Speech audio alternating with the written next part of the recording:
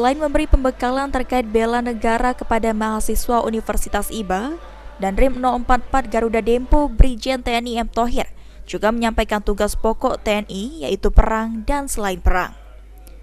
Khusus untuk selain perang disampaikan oleh Danrim ada 14 tugas dari TNI, diantaranya membantu tugas pemerintah dan Polri dalam rangka menjaga Kamtibnas. Danrim juga di kesempatannya bertemu dengan mahasiswa menyampaikan jika TNI tidak akan pernah berkhianat kepada negara dan komitmen politik TNI akan selalu netral selama masa pemilu kali ini.